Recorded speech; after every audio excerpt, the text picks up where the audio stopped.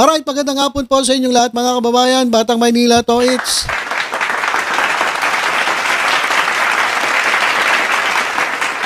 Dito po sa report ng DCMM Radio Patrol. Ito raw pamilya Diskaya, ang top contractor ng Duterte administration.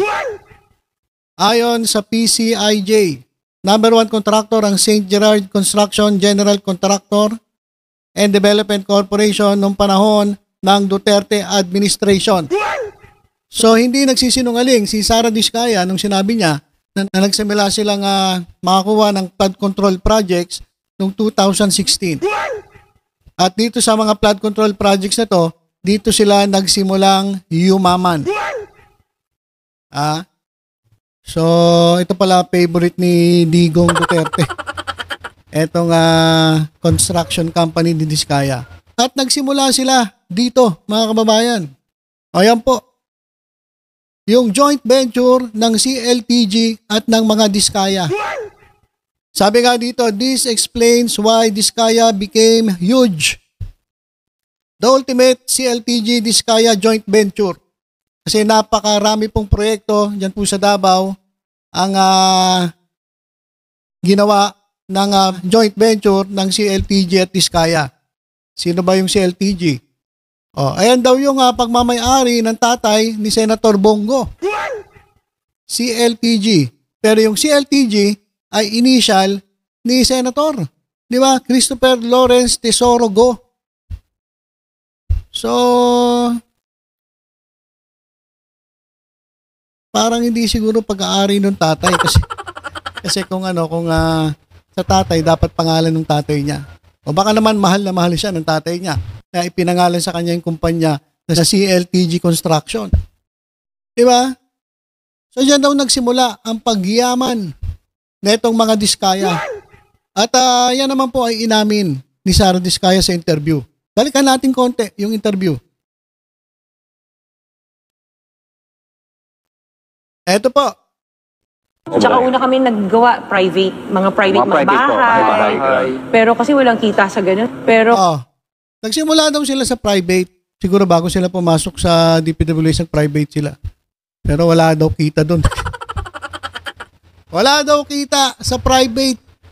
Private contracts, sabi ni Diskaya. Siguro mga kababayan, ang gusto na ito siguro ng mga Diskaya, easy money. Gusto nila yayaman agad sila. Gusto nila malakihan agad. Saka wag po kayo maniniwala dito kay Sara Diskaya na wala pong kita sa private contracts. Wag po kayo maniniwala. Kasi ito mga kababayan, may papakita ko sa inyo. Ito pong nasa ating screen ay ang mga top construction corporations in the Philippines o top construction companies in the Philippines. Ito po, ang mga ginagawa nito ay mga private contracts. Alright? Katulad po nito.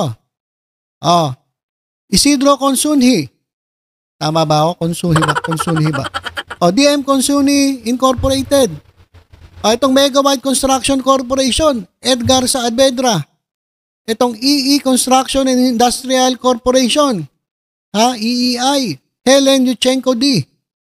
Sino pa? Santa Clara International Corporation. Nicandro Linaw.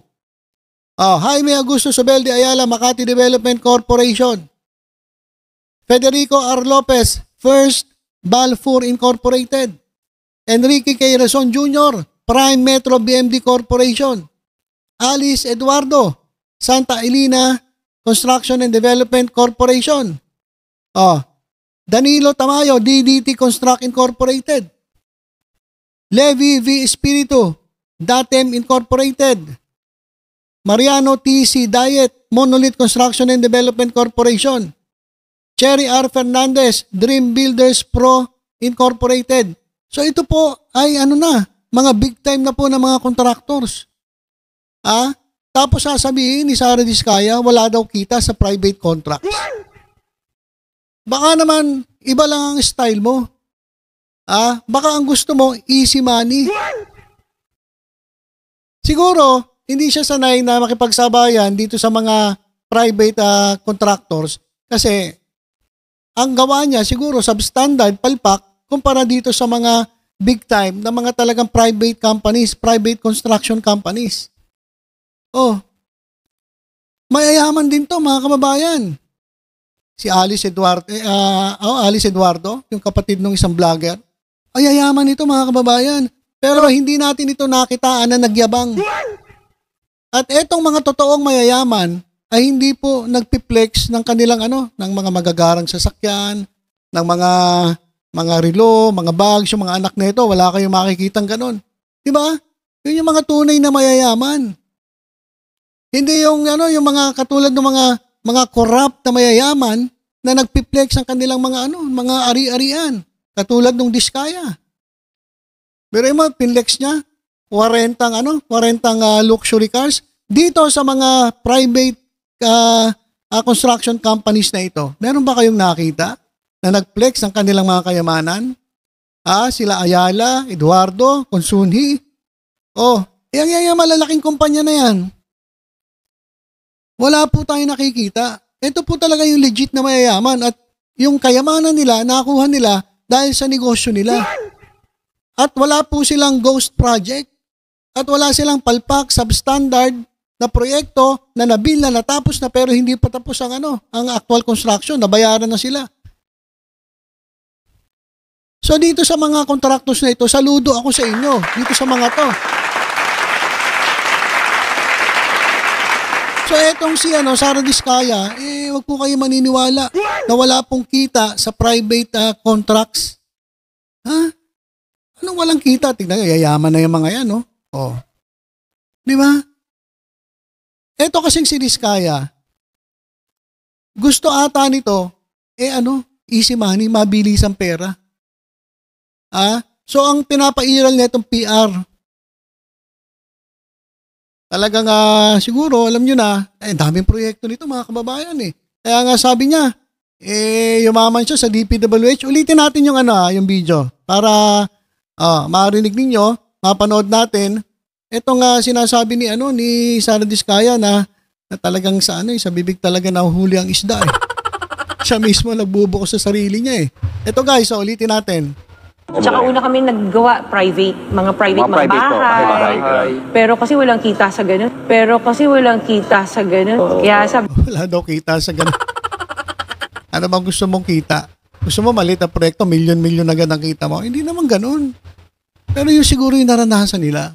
Kaya nga sobrang garbo eh. Di ba? Sobra silang mag-flex, sobra silang, kumbaga parang hindi nila pinaghirapan yung pera. Di ba? At tingnan ninyo yung mga sasakyan nila eh. Yung mga sasakyan na yan, masisira yan eh. Di ba? Pero parang wala silang pakundangan na gastusin yung pera kasi parang hindi sila nahirapang kunin o kitain. Kaya nga umalis sa private construction eh. Kasi mahina raw ang kita, wala daw kita.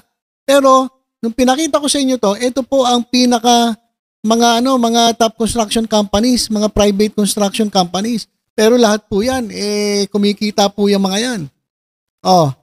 Ano pa? Sara Diskaya? sabi namin ang hirap nito, doon na lang tayo sa City Hall. Doon na lang tayo sa City Hall. Doon na lang tayo sa City Hall. Okay. City Hall. Bakit sa City Hall? Saan ba nagsimula? City Hall ng Pasig. So dito, kumbaga ililinaw ang kanyang koneksyon sa mga Eusebio. Kasi ayon po sa nabasa natin, nabasa ko na, ewan ko nabasa nyo. Ito raw ay pamangkin ng dating mayor dyan po sa Pasig na si Eusebio. So tinulungan siya magkaroon ng mga proyekto dyan sa City Hall. So doon na nagsimula. Naramdaman niya na yung kita. Alam nyo na kasi, sa totoo lang mga kababayan, pag private ang kontrata, sobrang higpit, hindi po pwedeng tulonggisin yung proyekto. Hindi po pwedeng ginagawa nila sa government projects. Kasi ang mga sa government projects, nababayaran po. Ang mga inspektor, ang mga district engineer, ang mga assistant secretary, mga politiko, nababayaran po. Kaya palpak ang proyekto. Pero sa private, hindi po ubra yan.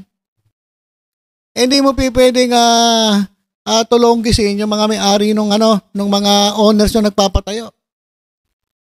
Kaya kapag palpak ka, wala, hindi ka pwede rito. Kaya siguro hindi sila natanggap doon sa mga private. Siguro nag-try sila, pero sabi niya walang kita. Walang kita kasi wala kang Wala kang kumbaga madaya eh.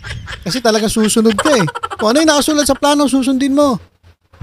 Oh, kaya sabi niya, ayoko doon sa private, walang kita ron. Dito na lang tayo sa City Hall. Uncle. Diba? Dito tayo kay Uncle. Ano yung naging parang gateway para gumanda ang buhay ninyo? Nag-DPWH kami. Ay, Ana. Ito, nabulunan. Tsaka una kami Okay. So, doon nagsimula talaga sa munisipyo, sa City Hall.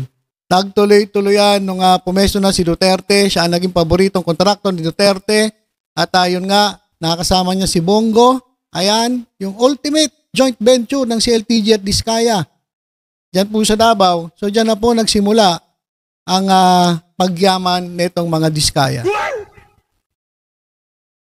Ganun po katindi ang ginawa nitong mga Diskaya. Ayaw nila sa private dahil wala daw kita. Pero pinakita ko naman sa inyo, yung mga sikat na contractors ng mga private, mayayaman na rin. Merong kita. Kaya lang, baka ang gusto lang nila, yung easy money. Gusto nila madaling kita. O, tingnan mo ngayon. Ano na? Ano na nangyari? O, nagbabayad kayo ngayon dahil sa katulonggis ang ginawa ninyo. Dahil sa panloloko nyo sa taong bayan.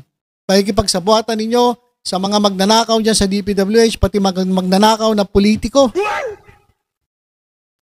O ngayon, ano? Nagtatago ba kayo? Tingnan natin, naharap daw to sa Senado itong si Curly Diskaya at si Sara Diskaya naman sa House of Representatives. Tingnan natin, baka umiyak to kay Abante. Tapos babanatan pa ni Akop, tapos susundan pa ni Luisto. Naku po. Kung ikaw ay naratel sa Senado, mas lalo ka mararatel dyan sa House of Representatives. Grabe. Gusto pala na ito, mabilis ang pera, easy money. Kaya hindi nagtagal sa private contracts. So ayun lang po mga kababayan, tutok-tutok lang po dito sa Batang Maynila to. Sa iba pang updates. Ingat po tayong lahat. God bless po.